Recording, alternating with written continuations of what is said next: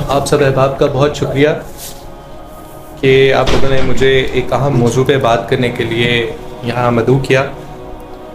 मेरा नाम ज़की अब्बास है। जैसा कि आप सबको मालूम है, मैं हायर एजुकेशन कमीशन में एज ए मीडिया मैनेजर काम कर रहा हूँ और गुज़िश्ता 10-12 साल से डिफरेंट सरकारी इदारों के साथ, प्राइवेट इदारों के साथ मैंने मीडिया, इलेक्ट्रॉनिक मीडिया और सोशल मीडिया के ऊपर काफ़ी काम किया।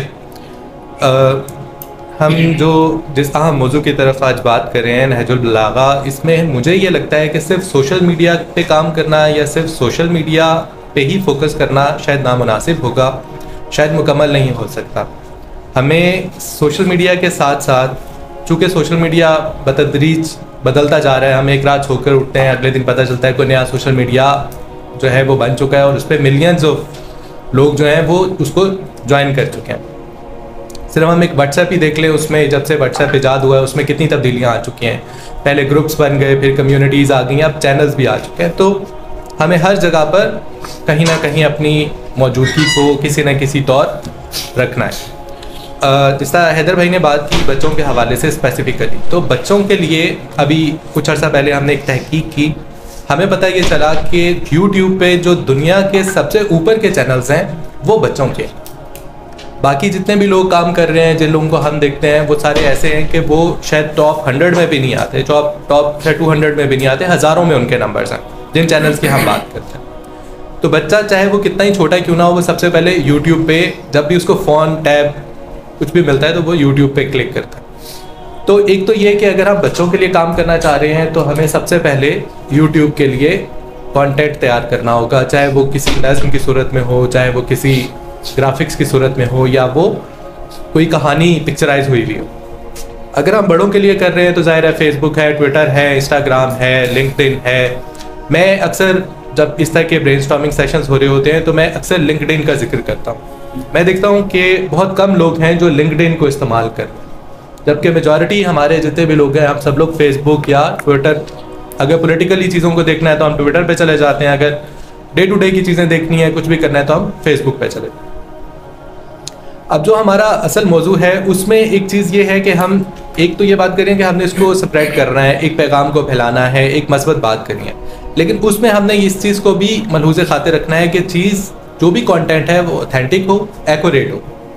क्योंकि जो हमारा काउंटर है वो प्रोपेगेंडा है। कोई भी बंदा है, कोई भी छोटी सी वीडियो है उसको उठाता है, उसके अगेंस्ट एक और वीडियो बनाता है और उसको वो वायरल करने की कोशिश शुरू कर देते हैं, या वो बजाते खुद वायरल हो जाता है। अभी हाल ही में एक यूथ कन्वेंशन हुआ, उसमें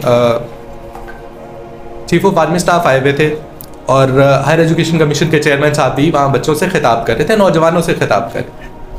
तो चेयरमैन साहब ने कहा कि जी सोशल मीडिया दजाली मीडिया। अब जब चीफ ने खिताब शुरू किया तो चीफ ने कहा कि जी प्रोफेसर साहब, मैं ये कहना चाहता हूँ कि ये दजाली मीडिया नहीं है, ये शैतानी मीडिया। तो अब हमारे जो हुकूमतों में बैठे हुए सरबराहान हैं वो भी इसको समझते हैं, और आप सब लोग जानते हैं मीर शकीलुर रहमान साहब जो जंग के ऑनर हैं, वो इसको गटर बोल चुके हैं सोशल मीडिया को। द थिंग इज के हमारे लिए यह मस्बत चीज़ भी है और मनफी चीज़ भी है। हमने जो चीज़ सबसे पहले ज़हन में रखनी है वो इसके अगेंस्ट जब प्रोपेगेंडा शुरू होगा उसकी रद्द कैसे करनी है। हमें पैरेलल में दोनों चीज़ें बनानी है, यानी जो प्रोपेगेंडा हो रहा है हमने उसको भी देखना है और जो हमने मस्बत चीज़ें, जो ऑथेंटिक चीज़ें हैं वो भी देनी है। बताने का मतलब ये है, कहने का मतलब ये है कि कोई भी चीज़ हम उसमें कि जल्दबाजी में शेयर ना कर दें, उसको फैला ना दें कि जिसमें कोई ऑथेंटिसिटी का चैलेंज हो। तो एक कमेटी इस तरह की बना लें जो कंटेंट को ऑथेंटिकेट करे और उसके बाद आप उसको स्प्रेड करें। इसके अलावा फिर फर्दर जो डिस्कशन होती है उस पर फिर हम देख लेते हैं कि मीडिया की स्ट्रेटेजी कैसे बनानी है।